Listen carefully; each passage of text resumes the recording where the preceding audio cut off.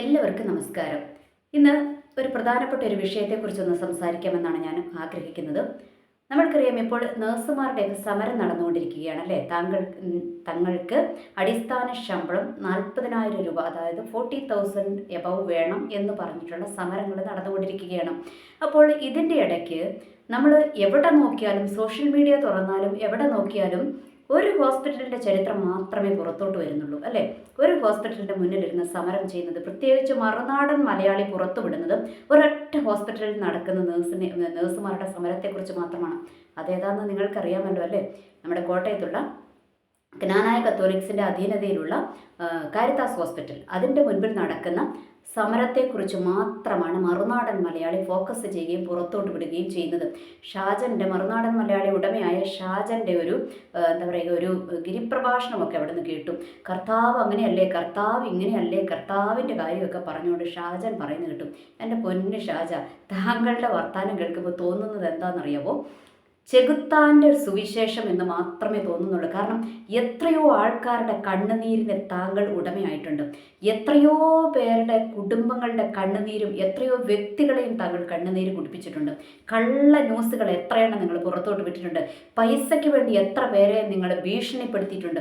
എന്തെല്ലാം കാര്യങ്ങൾ നടത്തിയിരിക്കുന്ന ഷാജനാണ് മാലാഖമാർക്ക് വേണ്ടി അങ്ങ് വാതോരാതെ പ്രസംഗിക്കുകയും പ്രവർത്തിക്കുകയും ചെയ്യുന്നതെന്ന് കേൾക്കുമ്പോൾ ചിരിക്കാനല്ലാതെ മറ്റൊന്നും തോന്നുന്നില്ല. ഓർക്കുക, ഈ ഷാജൻ സ്കറിയ എന്ന മാധ്യമ പ്രവർത്തകന് കാരിത്താസ് ഹോസ്പിറ്റലിനോട് നല്ല വ്യക്തിവൈരാഗ്യമുണ്ട്. ഈ കഴിഞ്ഞ ഇടയ്ക്ക് കുറച്ച് ന്യൂസുകൾ വിട്ടു. അവിടെ ഒരു ഡോക്ടറിനെ പറ്റിയിട്ട് ഇല്ലാത്ത അപവാദ കഥകളും ഇല്ലാത്ത കഥകളും പറഞ്ഞ് ഒരു ഡോക്ടറിന്, അവിടുത്തെ ക്യാൻസർ ട്രീറ്റ്മെൻറ്റ് നടത്തുന്ന പ്രഗത്ഭനായ ഒരു ഡോക്ടറെ തന്നെ ഉന്നം വെച്ചുകൊണ്ട് മറുനാടൻ അദ്ദേഹത്തിൻ്റെ കരിയർ തകർക്കുവാൻ, ഒപ്പം ആ ഹോസ്പിറ്റലിനെ തകർക്കുവാൻ വേണ്ടി മറുനാടൻ നടത്തിയ നാടകങ്ങളൊക്കെ കുറച്ച് നാളുകൾക്ക് മുൻപേ ഞങ്ങളൊക്കെ കണ്ടതാണ് എൻ്റെ ഷാജ. അതുകൊണ്ട് നിങ്ങൾ ഇപ്പോൾ ഈ കാണിക്കുന്ന ഈ സുവിശേഷമുണ്ടല്ലോ, അതൊരിക്കലും നിങ്ങളുടെ ആത്മാർത്ഥതയിൽ നിന്ന് വരുന്നതല്ല എന്ന് അരി ആഹാരം കഴിക്കുന്ന ആർക്ക് മനസ്സിലാക്കുവാനായിട്ട് പറ്റും. ഓക്കെ, മറ്റു ഹോസ്പിറ്റലുകളിൽ എല്ലായിടത്തെയും പ്രശ്നം സോൾവ് ആയോ? ഈ കേരളത്തിലുള്ള മറ്റു ഹോസ്പിറ്റലുകളിലെല്ലാം 40,000 രൂപ അടിസ്ഥാന ശമ്പളമായിട്ട് നിജപ്പെടുത്തിയോ? കാരിത്താസ് മാത്രമേ കൊടുക്കാതെ ഉള്ളോ? അതിനൊന്നും ഉത്തരവില്ലല്ലേ? കാരണം ഷാജൻ്റെ വൈരാഗ്യം മുഴുവൻ ആരോടാ? കാരിത്താസിനോടാണ് കിടക്കണേ. അതുകൊണ്ട് കാരിത്താസിനെ തകർക്കുക എന്ന് മാത്രമേ ആർക്ക് ലക്ഷ്യമുള്ളൂ? ഷാജന് ലക്ഷ്യമുള്ളൂ. ഇനി വേറെ കുറച്ച് നേഴ്സിംഗ് സംഘടനകളുടെ തലപ്പത്തിരിക്കുന്നവർക്ക്, ഒപ്പം ആ കാരിത്താസ് ഹോസ്പിറ്റലിൻ്റെ മുൻപിൽ കിടന്ന് ഷോ കാണിക്കുന്ന ആ ചേച്ചി ഉൾപ്പെടെയുള്ളവർക്കൊക്കെ ചില ഹിഡൻ അജണ്ടകളുണ്ട്. അതിൻ്റെ പുറത്ത് മാത്രമാണ് ഇവർ കിടന്നുകൊണ്ട് ഈ സമരം കാരിത്താസിൻ്റെ മുൻപിൽ മാത്രം നടത്തുകയും അതിൻ്റെ മുൻപിൽ കിടന്നുകൊണ്ട് ഈ ഷോ കാണിക്കുകയും ചെയ്യുന്നു. ബാക്കി ഹോസ്പിറ്റലുകളിലൊന്നും നടക്കുന്ന സമരം നടക്കുന്നുണ്ടോ എന്ന് പോലും അറിഞ്ഞുകൂടാ. ഇനി ഉണ്ടെങ്കിൽ തന്നെ അതൊന്നും ആരും പ്രൊജക്റ്റ് ചെയ്ത് കാണിക്കാറുമില്ല. പിന്നെ എന്തുകൊണ്ടാണ് ഈ കാരിത്താസിനെ മാത്രം ലക്ഷ്യം വെക്കുന്നത്? അതും ഷാജനും ജാസ്മിൻ ഷായെ പോലെയുള്ളവരും കാരിത്താസിനെ മാത്രം ലക്ഷ്യം വെക്കുന്നത് എന്തുകൊണ്ടാണ്? അതത്ര നിഷ്കളങ്കമല്ലല്ലോ ഷാജ പരിപാടി. കാരണം ഷാജന് ആ ഹോസ്പിറ്റലിനോടും അവിടെയുള്ള ചില ഡോക്ടേഴ്സിനോടും ചില അച്ഛന്മാരോടും ഒക്കെ നല്ല വ്യക്തിവൈരാഗ്യമുണ്ട്. ഈ കാരിത്താസ് ഹോസ്പിറ്റലിനെതിരെ ഞാൻ സംസാരിച്ചിട്ടുണ്ട്. കുറേ പുറകോട്ട് പോയാൽ എൻ്റെ വീഡിയോ കണ്ടാൽ അറിയാം. നമ്മൾക്കറിയാമല്ലേ, ഷൈനി എന്ന് പറയുന്ന ഒരു ഏറ്റുമാനൂർ ഒരു കാര്യത്തിൽ തൻ്റെ 2 കുഞ്ഞുങ്ങളെ കൊന്നിട്ട് ഇവർ ആത്മഹത്യ ചെയ്തൊരു ചരിത്രം നമ്മൾക്കറിയാം അല്ലേ? അപ്പോൾ ആ സ്ത്രീക്ക് നീതി കിട്ടാതെ പോയത്, അവരിവിടെ ജോലിക്ക് വേണ്ടി കാരിത്താസിൽ ചെന്നതാണ്. അവരൊരു ജ്ഞാനായ കത്തോലിക്ക് ആയിട്ട് പോലും അവർക്ക് ജോലി അവിടെ ലഭിച്ചില്ല. അതിന് പിന്നിൽ അവരുടെ ഹസ്ബൻഡിൻ്റെ ചേട്ടനായ ഒരു അച്ഛൻ്റെ കൈകടത്തലായിരുന്നുവെന്നും നമ്മൾക്കൊക്കെ അറിയാം. അതൊക്കെ ഞാൻ സംസാരിച്ചതാണ്, കാരിത്താസിനെതിരെ ഞാൻ സംസാരിച്ചതാണ്. പക്ഷേ എപ്പോഴും അവരെ പ്രതിക്കൂട്ടിൽ നിർത്തുന്നതിനോട് അങ്ങ് യോജിക്കാനൊന്നും പറ്റത്തില്ല. കാരണം ഇപ്പോൾ നടക്കുന്നത് കാരിത്താസ് ഹോസ്പിറ്റലിനെ തകർക്കുവാനുള്ള ചില ഗൂഢ നീക്കങ്ങൾ മാത്രമാണ്. കാരണം ഈ കോട്ടയത്ത് കുറച്ച് തൽപര കക്ഷികൾ ആയിട്ടുള്ള കുറച്ചും കുത്തക മുതലാളിമാർ നടത്തുന്ന ചില ഹോസ്പിറ്റലുകളുണ്ട്.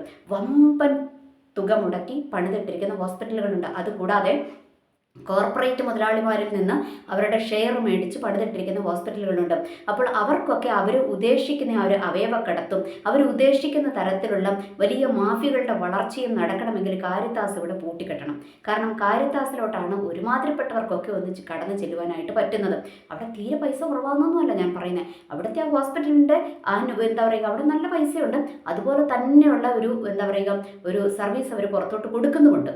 അപ്പോൾ അതിനനുസരിച്ച് അവിടെ എന്താണ് രോഗികൾ വന്നുകൊണ്ടിരിക്കും. അപ്പോൾ അതിനെ പൂട്ടിക്കെട്ടിച്ചാൽ മാത്രമേ ഇപ്പറയുള്ള ചില വമ്പൻ ഹോസ്പിറ്റലുകളുടെ ഹിഡൻ അജണ്ടകൾ നടക്കത്തുള്ളൂ.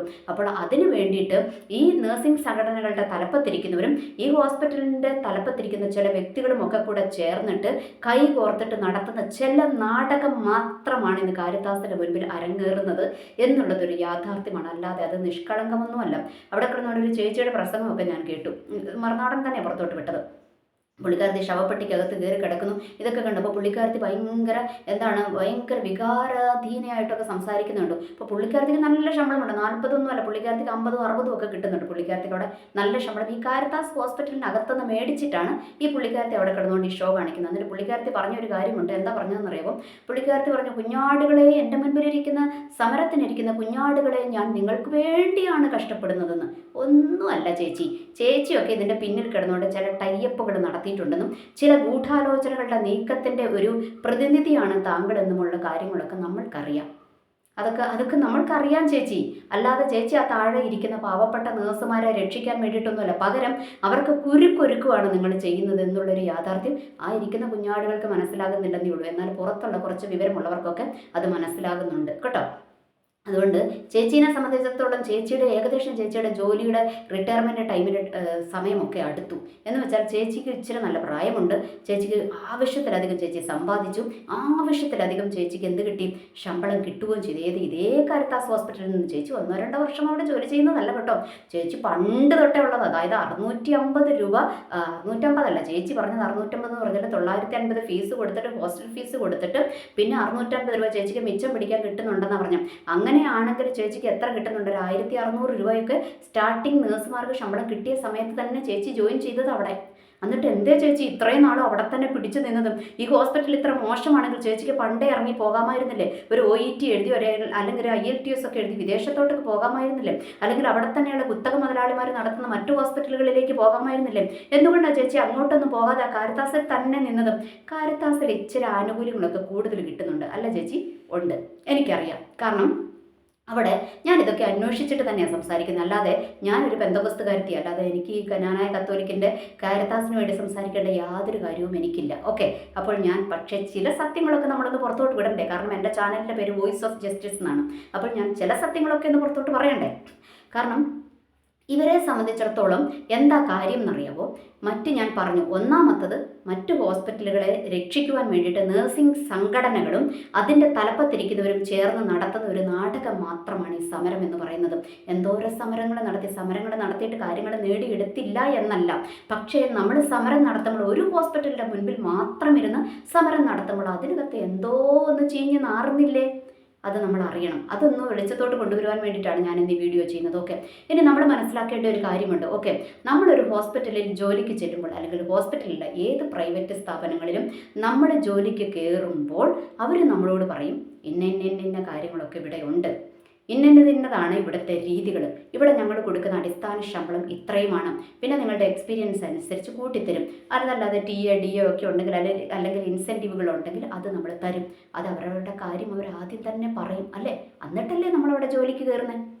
ഏത് പ്രൈവറ്റ് സ്ഥാപനങ്ങളാണെങ്കിലും പ്രൈവറ്റ് ഹോസ്പിറ്റലുകളിലാണെങ്കിലും നമ്മൾ അങ്ങനെയല്ലേ ചെല്ലുന്നത്, ജോലിക്ക് കയറുന്നത് അല്ലേ? ആണ്.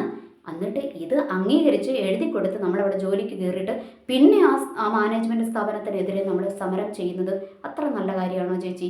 അല്ലല്ലോ. അതത്ര നല്ല കാര്യമാണോ? അല്ല. കാരണം നമ്മൾക്ക് ഇനി കാരിത്താസുകാർ നിങ്ങൾക്ക് നല്ല ശമ്പളം തരുന്നില്ല എങ്കിൽ നിങ്ങൾ ഓർക്കുക, നിങ്ങൾക്ക് വേറെ എന്തോരം ഹോസ്പിറ്റലുകളുണ്ട്. നിങ്ങൾക്കൊരു റെസിഗ്നേഷൻ ലെറ്റർ എഴുതി കൊടുത്താൽ അവർ നിങ്ങളോട് പോകല്ലേ കുഞ്ഞാടെ എന്ന് പറയുമോ? പറയത്തില്ല. ഇവർ പറയും, ഓക്കെ, നിങ്ങളുടെ ചോയ്സാന്ന് പറയും, നിങ്ങൾക്ക് പോകാം. അങ്ങനെ നിങ്ങൾക്ക് പോകാമല്ലേ? എന്തിനാണ് നിങ്ങൾ അവിടെ തന്നെ ഈ പിടിച്ചിരുന്ന് സമരം ചെയ്യുന്നത്? ഇനി അവിടെ ഇരിക്കുന്ന കുഞ്ഞാടുകൾക്ക് ചിലപ്പോൾ കാര്യങ്ങൾ അത്ര ക്ലിയർ ആകുന്നുണ്ടാകില്ല. എന്ന് വെച്ചാൽ ഞാൻ ഒന്നും കൂടി ക്ലിയർ ആയിട്ട് പറഞ്ഞുതരാം. ഈ നഴ്സിംഗ് UNM പോലെയുള്ള സംഘടനകളുടെ തലപ്പത്തിരിക്കുന്നവരും നിങ്ങളുടെ സമരത്തിന് നേതൃത്വം കൊടുക്കുന്ന ചില വ്യക്തികളുമൊക്കെ ചില ഹിഡൻ അജണ്ടകൾക്ക് വേണ്ടിയിട്ട്, ചില വമ്പൻ ഹോസ്പിറ്റലുകൾക്ക് വേണ്ടിയിട്ട് അവർ കുഴലൂത്ത് നടത്തുകയാണ് എന്നാണ് പച്ച മലയാളത്തിൽ ഞാൻ പറഞ്ഞു തരുന്നത്. ഇനി മറ്റൊരു കാര്യം കൂടെ മനസ്സിലാക്കേണ്ടതുണ്ട് കേട്ടോ. ഈ കാരിത്താസ് ഹോസ്പിറ്റലിൽ അത്ര മോശം സാലറി ഒന്നും അല്ല കൊടുക്കുന്നത്. 20,000 രൂപ അടിസ്ഥാന ശമ്പളം കൊടുക്കുന്നുണ്ട്. ഇവർക്ക് ഷിഫ്റ്റ് ബേസിലാണ് ജോലി. അതായത് രാവിലെ തൊട്ട് ഉച്ച വരെയാണെങ്കിൽ ഉച്ച തൊട്ട് വൈകുന്നേരം വരെ അടുത്തൊരു ഷിഫ്റ്റ്. ഇനി അവർക്ക് പിന്നെ അതിൻ്റെ ഇടയ്ക്ക് വേറെ ഏതോ ഒരു ഷിഫ്റ്റും കൂടി ഉണ്ട്. ഓക്കെ, ഇനി അതിൻ്റെ ഇടയ്ക്ക് ഇവർക്ക് നൈറ്റ് ചെയ്യുന്നവർക്കാണെങ്കിൽ അതും ചോയ്സാണ്. നൈറ്റ് ചെയ്യുന്നവർക്കാണെങ്കിൽ അത് ഇവർക്ക് അല്ലാതെയുള്ള ആ ഒരു ആഴ്ചയോട് അടുപ്പിച്ചും ഇവർക്ക് അതിനകത്തും എന്താ പറയുക, ഇവരുടെ ഡ്യൂട്ടി ടൈം കുറച്ച് കൊടുക്കും. അങ്ങനെയുള്ള കാര്യങ്ങളൊക്കെ കാരിത്താസ് ചെയ്യുന്നുണ്ട്. ഓക്കെ, അപ്പോൾ ഇതൊക്കെ ഫ്ലെക്സിബിൾ ആയിട്ടുള്ള കാര്യങ്ങളാണ് അല്ലേ. ചില ഹോസ്പിറ്റലുകളിൽ എന്താണെന്നറിയാം, രാവിലെ തൊട്ട് വൈകുന്നേരം വരെ ജോലി ചെയ്യുന്നവരുണ്ട്. 2 ഷിഫ്റ്റേ ഉള്ളൂ, ഒന്ന് രാവിലെ തൊട്ട് വൈകുന്നേരം വരെയുള്ള ഷിഫ്റ്റും പിന്നെ നൈറ്റും. ഇത് മാത്രമേ ഉള്ളൂ. അങ്ങനെയുള്ള ഹോസ്പിറ്റലുകൾ എത്രയുണ്ട്, എത്ര ഹോസ്പിറ്റലുകളുണ്ട്. അവിടെ ഒന്നും സമരമില്ല കേട്ടോ. സമരം കാരിത്താസിൻ്റെ മുന്നിലാണ്. കാരണം കാരിത്താസ് ഒന്ന് പൂട്ടിക്കെട്ടണം. അതിനു വേണ്ടിയിട്ട് കുറച്ച് നാളായി ഷാജൻ സ്കറിയയും അതുപോലെയുള്ള UN-ലെ നേതൃത്വത്തിലിരിക്കുന്ന ടീമുകളൊക്കെ കൂടെ കിടന്നിട്ട് അങ്ങ് ഭയങ്കരമായിട്ട് കളി കളിക്കാൻ തുടങ്ങിയിട്ട് കേട്ടോ. ഇനി അവിടെ ഈ ഇരിക്കുന്ന കുഞ്ഞാടുകളോട് എനിക്കൊരു കാര്യം പറയുവാനുള്ളത്. അതിനു മുൻപേ ഒരു കാര്യം കൂടെ പറയും. മാലാഖമാരെന്ന് എല്ലാവരും മാലാഖമാരൊന്നും അല്ല കേട്ടോ. നേഴ്സുമാരെല്ലാവരും മാലാഖമാരെന്നാണ് നിങ്ങൾ വിചാരിച്ചിരിക്കുന്നത്. ഒന്നുമല്ല, ചെകുത്താന്മാരും ഉണ്ട് ഇതിൻ്റെ കൂട്ടത്തിൽ.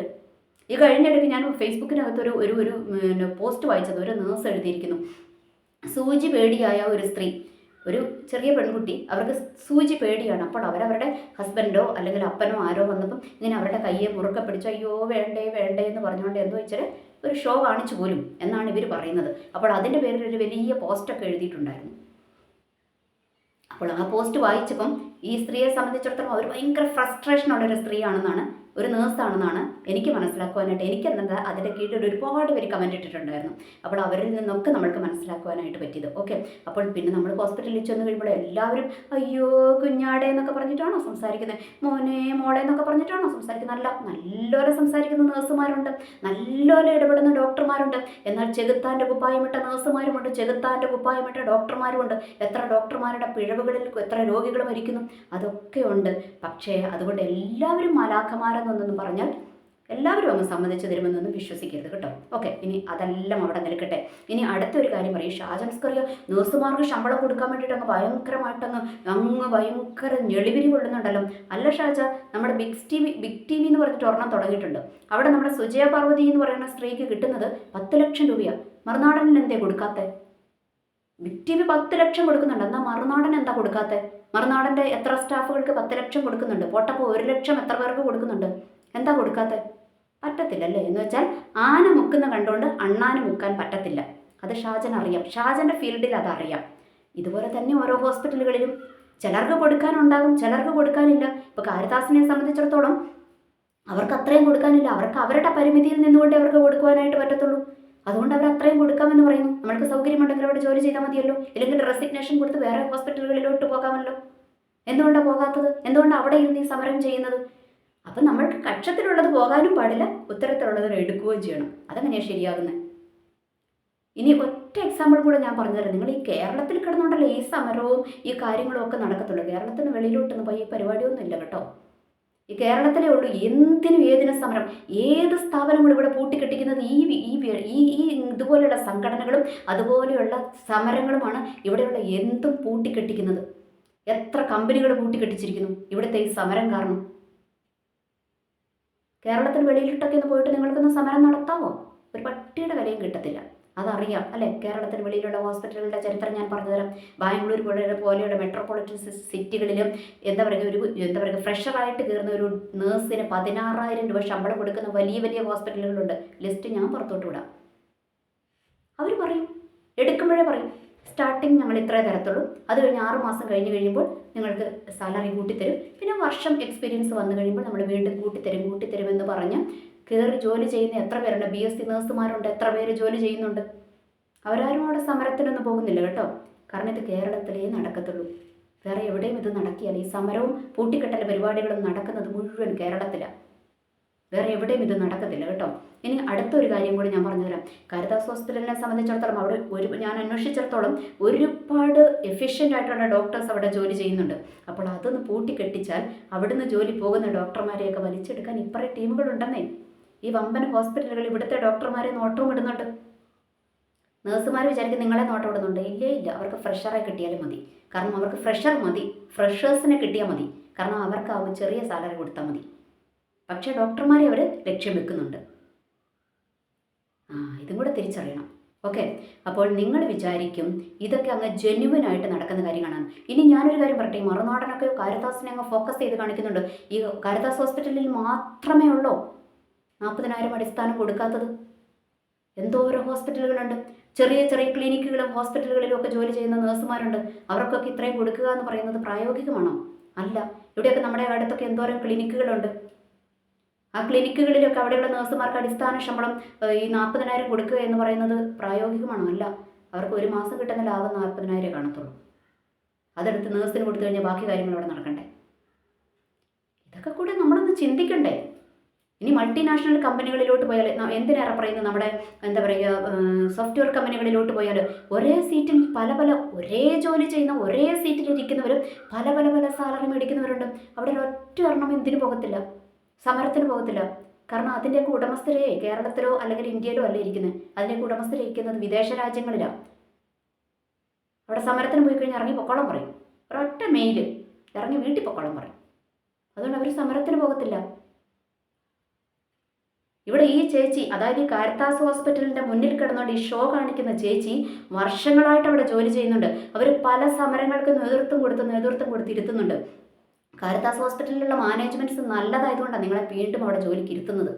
ഞാനൊക്കെ ആയിരുന്നെങ്കിൽ അപ്പം തന്നെ ആദ്യത്തെ സമരത്തിനെ നിങ്ങളെ പറഞ്ഞ് വീട്ടിൽ വിട്ടാനെ, ഇരുത്തിയായിരുന്നു. അവർ നല്ലവരായതുകൊണ്ടാണ് നിങ്ങളെ ഇരുത്തുന്നത്. ഏത് പ്രൈവറ്റ് സ്ഥാപനങ്ങളിലും അങ്ങനെയാണ്. നമ്മുടെ സ്ഥാപനത്തിനെതിരെ സമരം ചെയ്യുന്ന ഏതെങ്കിലും ഒരെണ്ണത്തിൽ അവിടെ പിടിച്ച് വീണ്ടും ഇരുത്തുമോ? ഇരുത്തത്തൊന്നുമില്ല. ഇനി അവിടെ മുൻപിലിരിക്കുന്ന കുഞ്ഞാടുകളോട് ഞാൻ പറഞ്ഞു തരാം, ഈ നേതൃത്വത്തിലിരിക്കുന്നവർക്ക് ഒരു ബുദ്ധിമുട്ടുമില്ല. അത് കാരണം ഈ നഴ്സിംഗ് സംഘടനകൾക്ക് അതിൽ അംഗത്വം എടുക്കുന്നവർക്ക്, UN പോലെയുള്ള സംഘടനകളിൽ അംഗത്വം എടുക്കാൻ എനിക്ക് തോന്നുന്നു, എൻ്റെ അറിവ് വെച്ചാണെങ്കിൽ ഒരു 5,000 രൂപയെങ്കിലും ഇവർ എന്താണ് ഇവരുടെ അടുത്ത് നിന്ന് അംഗത്വ ഫീസ് എന്ന് പറഞ്ഞിട്ട് മേടിക്കുന്നുണ്ട്. ഓക്കെ, ഇവന്മാർക്ക് ഈ കിട്ടുന്ന പൈസകളൊക്കെ എങ്ങോട്ടാണ് പോകുന്നത്? നിങ്ങൾക്ക് നഴ്സുമാർക്ക് ഇവരെന്തെങ്കിലും ചെയ്യുന്നുണ്ടോ? ഇവർ ഈ സമരം ചെയ്യാൻ നിങ്ങളെ ഉന്തിത്തള്ളി മുൻപോട്ട് വിടുകയല്ലാതെ ഇവന്മാർക്ക് പിരിഞ്ഞു കിട്ടുന്ന ഈ ഭീമമായ തുക കൊണ്ട് നിങ്ങൾക്ക് വേണ്ടി എന്തെങ്കിലുമൊക്കെ ഇവർ ചെയ്യുന്നുണ്ടോ? അതും കൂടി കുഞ്ഞാടുകളൊന്ന് അന്വേഷിക്കണം കേട്ടോ. ഈ പൈസയൊക്കെ എങ്ങോട്ടാണ് പോകുന്നത്? ഇവന്മാർക്കൊന്നും ഒരു നഷ്ടവും ഇല്ലെന്നേ. UN പോലെയുള്ള സംഘടനകളുടെ തലപ്പത്തിരിക്കുന്നവർക്കും നിങ്ങളുടെ സമരങ്ങൾക്ക് നേതൃത്വം കൊടുക്കുന്ന ചേച്ചിമാർക്കും ചേട്ടന്മാർക്കും ഒന്നും വലിയ നഷ്ടങ്ങളൊന്നുമില്ല. അവർക്ക് ഇവിടെ വേറെ ടൈയപ്പുകളുണ്ട്, സംഘടനകളുമായിട്ടുള്ള ടൈയപ്പുകളുണ്ട്. അവിടെ നിന്ന് അവർക്ക് കിട്ടും. അവർക്ക് ജോലി പോയാലും വലിയ നഷ്ടമൊന്നുമില്ല. അതേസമയം ഇനിയിപ്പം ഇത് എന്താണെന്നറിയാമോ, ഇങ്ങനെ നേതൃത്വത്തിലിരിക്കുന്ന ഈ നേതാക്കന്മാരെ എന്തായാലും ഹോസ്പിറ്റലുകാർ പറഞ്ഞു വിടിയല്ലെന്ന് ഇവർക്കറിയാം. കാരണം അത് പറഞ്ഞു വിട്ടു കഴിഞ്ഞാൽ അടുത്ത ന്യൂസ് വരും, അവർ സമരം ചെയ്തതിൻ്റെ പേരിൽ ഈ ഹോസ്പിറ്റലുകാർ ഇവരെ പിരിച്ചുവിട്ടു. പക്ഷേ ഈ നിലത്തിരിക്കുന്ന കുഞ്ഞാടുകളോട് എനിക്ക് പറയാനുള്ളത്, നിങ്ങൾക്കൊന്നും വേണ്ടി ഒരു പട്ടിയും കുരയ്ക്കുകയില്ല. വളരെ യാഥാർത്ഥ്യമാണ് ഞാൻ പറഞ്ഞു തരുന്നത്. ഒരു മറുനാടനും ചലക്കത്തില്ല. നിങ്ങളിൽ ഒരാളെ പറഞ്ഞു വിട്ട് കഴിഞ്ഞാൽ ഒരു മറുനാടനും ചലക്കത്തില്ല. അതേസമയം നിങ്ങൾക്ക് നേതൃത്വം കൊടുത്ത ചേച്ചീനെ പറഞ്ഞു വിട്ടാൽ ചിലപ്പോൾ മറുനാടനും ഇതിടും, ന്യൂസ് ഇടും, വേറെ പത്രക്കാരും ചിലപ്പം അവർക്ക് വേണ്ടിയിട്ട് ബാധിക്കും. പക്ഷേ നിങ്ങൾക്ക് വേണ്ടിയിട്ട് ആരും ബാധിക്കില്ല. ഇനി ഒരു കാര്യം കൂടി പറയട്ടെ, അവിടെ നിങ്ങൾ നിലനിന്നിരിക്കുന്നുണ്ടല്ലോ സമരം ചെയ്യാൻ വേണ്ടിയിട്ട്. മറുനാടനൊക്കെ നിങ്ങളെ ഇങ്ങനെ എടുത്തിങ്ങനെ കാണിക്കുന്നുണ്ട് കേട്ടോ. ഇനി വേറൊരു കാര്യം പറയാം, ഈ കാരിത്താസ് ഹോസ്പിറ്റൽ അതല്ലെങ്കിൽ ഇതുപോലെ സമരം ചെയ്തൊരു സ്ഥാപനം അങ്ങ് പൂട്ടിക്കിട്ടുക. കാരിത്താസിലാണല്ലോ സമരം നടത്തുന്നത്. കാരിത്താസുകാർ വിചാരിക്കുക ഞങ്ങളങ്ങ് പൂട്ടിക്കിട്ടുക എന്നങ്ങ് തീരുമാനിച്ചു കഴിഞ്ഞാൽ നിങ്ങൾ പിന്നെ എവിടെ പോയി ജോലി ചെയ്യും? നിങ്ങൾ എവിടെ പോയി സമരം ചെയ്യും? നിങ്ങൾ അടുത്ത ഹോസ്പിറ്റലുകളിൽ ജോലി തേടി പോകണം അല്ലേ? പോകണം. അപ്പോഴുണ്ടല്ലോ നിങ്ങൾ വിചാരിക്കും ഈ ഹോസ്പിറ്റലുകാർ ഇതൊക്കെ നോട്ട് ചെയ്യുന്നുണ്ട് കേട്ടോ. എന്താണെന്നറിയാമോ, ഇതുപോലെ സമരത്തിൻ്റെ മുന്നിലിരിക്കുന്ന കുഞ്ഞാടുകളെയൊക്കെ ഇവർ നോട്ട് ചെയ്യുന്നുണ്ട്. ഇവർ ചോദിക്കും കേട്ടോ. അന്നേരം നിങ്ങൾ വിചാരിക്കും നിങ്ങളെ ധീര വനിതകളായിട്ട് എടുത്തങ്ങോട്ട് നിങ്ങൾക്ക് ജോലി തരുമെന്നാണോ? ഒന്നുമില്ല. അവർ പറയും ഞങ്ങൾ പിന്നെ വിളിക്കാമെന്ന് പറഞ്ഞുകൊണ്ട് നൈസായിട്ട് ഒഴിവാക്കി വിടും. എന്തുകൊണ്ടാണെന്നറിയാമോ, വേറൊരു ഹോസ്പിറ്റലിൽ പ്രശ്നമുണ്ടാക്കിയ നീ ഇതേ ഹോസ്പിറ്റലിൽ ഇപ്പം ഞങ്ങൾ ജോലി തരുന്ന ഹോസ്പിറ്റലിലും ഇതേ വിഷയം ഉണ്ടാക്കുമെന്ന് ആ മാനേജ്മെൻറ്റ് അങ്ങ് വിചാരിക്കും. അതുകൊണ്ട് നിങ്ങൾക്ക് ജോലി കിട്ടത്തില്ല. അതുകൊണ്ട് നിങ്ങളുടെ ഫ്യൂച്ചർ നിങ്ങളുടെ കരത്തിലായിരിക്കുന്നത്. നമ്മളൊരു മാനേജ്മെൻറ്റിൻ്റെ കീഴിൽ ജോലി ചെയ്യുമ്പോൾ ആ മാനേജ്മെൻറ്റിനെ കീഴടങ്ങിയിരിക്കുവാൻ നമ്മൾ തയ്യാറാകുക. നമ്മൾക്ക് താല്പര്യമില്ല എങ്കിൽ ഇട്ടെറിഞ്ഞിട്ട് പോവുക. കാരണം ഓരോ ഹോസ്പിറ്റലുകൾക്കും ചില ഹോസ്പിറ്റലുകാരൊക്കെ സമ്മതിച്ചു എന്നാണ് കേട്ടത് 40,000 അടിസ്ഥാന ശമ്പളം കൊടുക്കാമെന്ന്. കാരണം അതുപോലെ കൊടുക്കാനുള്ളവർ കൊടുക്കട്ടെ, നിങ്ങൾക്ക് അങ്ങോട്ട് ചേക്കേറാം. കൊടുക്കാൻ ഇല്ലാത്തവർ കൊടുക്കത്തില്ല. നമ്മൾ അവിടെ നിന്ന് കിട്ടണം എന്ന് പറഞ്ഞുകൊണ്ടിരുന്നിട്ട് കാര്യമുണ്ടോ? അവരുടെ വരുമാനത്തിനനുസരിച്ചല്ലേ അവർക്ക് കൊടുക്കുവാനായിട്ട് പറ്റത്തുള്ളൂ എന്നുള്ളൊരു യാഥാർത്ഥ്യം തിരിച്ചറിയുക. ഇനി ഈ UN പോലെയുള്ള സംഘടനകളുടെ തലപ്പത്തിരിക്കുന്ന ജാസ്മിൻ ഷായെ പോലെയുള്ളവരുടെ കുരുട്ടുബുദ്ധി എന്താണെന്ന് അറിയണം. ഇതുപോലെയുള്ള മാനേജ്മെൻറ്റുകൾക്ക്, അതായത് ക്രിസ്ത്യൻ മാനേജ്മെൻറ്റുകളെ ഇവർ നോട്ടമിടുള്ളൂ. കാരണം ഈ പുള്ളി പണ്ട് ഏതാണ്ട് ഒരു ഹിന്ദു മാനേജ്മെൻറ്റിൽ ഇതുപോലെ ചെയ്യാനായിട്ട് ഒരു സമരം ചെയ്യാനായിട്ട് പോയതാണ്. അവർ നല്ല അടി കൊടുത്ത് വിട്ടു. അതുകൊണ്ട് പുള്ളിക്ക് ക്രിസ്ത്യൻ മാനേജ്മെൻറ്റിൽ നിന്ന് അടി കിട്ടിയാലെന്നറിയാം. അതുകൊണ്ട് പ്രത്യേകിച്ച് അച്ഛന്മാരുടെ സിസ്റ്റേഴ്സിൻ്റെ നിന്ന് ഹോസ്പിറ്റലുകളിൽ നിന്ന് അടി കിട്ടിയാലെന്നറിയാം. അതുകൊണ്ട് ഇവരെ മാത്രം ലക്ഷ്യം വെച്ച് അവിടെ പോയിരിക്കുന്നത് കേട്ടോ. എന്നിട്ട് ഇതിൻ്റെ മുന്നിൽ വന്നിരുന്ന് ഇവരിങ്ങ് ഭയങ്കരമായിട്ടങ്ങ് സമരം ചെയ്തുകൊണ്ടിരിക്കുകയാണ്. മറ്റിടത്തുനിന്ന് അടി കിട്ടി. അതുകൊണ്ട് അങ്ങോട്ട് പോകാൻ പറ്റത്തില്ല, ഇങ്ങോട്ടേ പറ്റത്തുള്ളൂ. എന്നിട്ടുണ്ടല്ലോ ഈ ക്രിസ്ത്യൻ മാനേജ്മെൻറ്റിൻ്റെ മുന്നിലിരിക്കുമ്പോൾ എന്താണെന്നറിയുമോ, ഇവർ പ്രത്യേക അജണ്ടയാണ് ഇവർക്ക്. ക്രിസ്ത്യൻ മാനേജ്മെൻറ്റിനോട് ഭയങ്കര അജണ്ടയായി ജാസ്മിൻ ഷായ്ക്കും അതുപോലെയുള്ള UN-ൻ്റെ നേതൃത്വത്തിലിരിക്കുന്നവർക്കും. ഇവർ ആരെയാണ് ഫോക്കസ് ചെയ്യുന്നതെന്നറിയുമോ, ഇവരവിടെയുള്ള ഒരു ക്രിസ്ത്യനായിട്ടുള്ള ഒരു പെണ്ണിനെ അല്ലെങ്കിൽ ഒരു ചെറുക്കനെ തിരഞ്ഞെടുക്കും. എന്നിട്ട് അവരെ സമരത്തിന് നേതൃത്വത്തിന് ഇരുത്തും. അപ്പം ഇവരുടെ ഹിഡൻ അജണ്ട ആർക്കും അറിയത്തില്ലല്ലോ. കാരണം ക്രിസ്ത്യൻ മാനേജ്മെൻറ്റിൽ ഇതേണ്ട ക്രിസ്ത്യാനിയായ ഒരു പെണ്ണ അല്ലെങ്കിൽ ക്രിസ്ത്യാനിയായ ഒരു ചെറുക്കനാണ് അവിടെ സമരം ചെയ്യുന്നത്. അപ്പോൾ ഇവരുടെ ഹിഡൻ അജണ്ടകളൊന്നും ആർക്കും മനസ്സിലാകത്തില്ല. ഇതൊക്കെ ബുദ്ധിയുള്ളവർക്ക് മനസ്സിലാകും എൻ്റെ പിള്ളേ. അതുകൊണ്ടൊരു കാര്യം ചെയ്യും. എനിക്ക് പറയുവാനുള്ളത്, നമ്മൾക്ക് അന്നം തരുന്ന ഹോസ്പിറ്റലുകൾ അടച്ചു പൊട്ടിക്കാതിരിക്കുക. ഇനി വേറൊരു കാര്യം കൂടി ഉണ്ട് കേട്ടോ, നേഴ്സുമാർക്ക് മാത്രം ശമ്പളം കിട്ടിയാൽ മതിയോ? ഈ നേഴ്സുമാർക്ക് ഇവർ ഇല്ലാത്ത ശമ്പളം എടുത്ത് കൊടുത്തു കഴിഞ്ഞാലത്തെ കാര്യം എന്നാണെന്നറിയാമോ, ഈ പൈസ മുഴുവൻ എവിടെ നിന്നാണ് പിരിക്കുന്നതെന്നറിയാമോ? ഈ വരുന്ന പാവപ്പെട്ട രോഗികളിൽ നിന്നാണ് പിരിക്കുന്നത്. കാരണം നമ്മൾക്കറിയാം, ഇന്ന് നമ്മുടെ എന്താ പറയുക, ഗവൺമെൻറ് ഹോസ്പിറ്റലുകളിൽ പോയാൽ ഈ കഴിഞ്ഞിടയ്ക്ക് ഞാനൊരു ഇവിടെ ഒരു മെഡിക്കൽ കോളേജിൽ പോയി കേട്ടോ. മെഡിക്കൽ കോളേജിൽ പോയിട്ട് എൻ്റെ പൊന്നെ ഒരു ബ്ലഡിൻ്റെ ടെസ്റ്റ് നടക്കുക, എനിക്ക് വേണ്ടിയിട്ടല്ല, വേറെ എൻ്റെ ഒരു സുഹൃത്തിന് വേണ്ടി പോയതാണ്. അപ്പോൾ ഒരു ടെസ്റ്റ് നടത്താൻ വേണ്ടിയിട്ട് എവിടെയൊക്കെ പാഞ്ഞ് നടന്നെന്നറിയാമോ?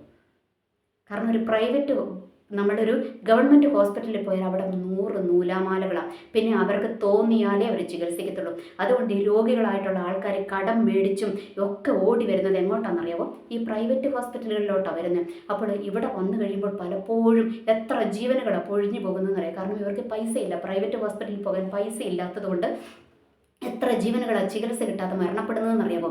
ഇതിൻ്റെയൊക്കെ കാരണം എന്താ?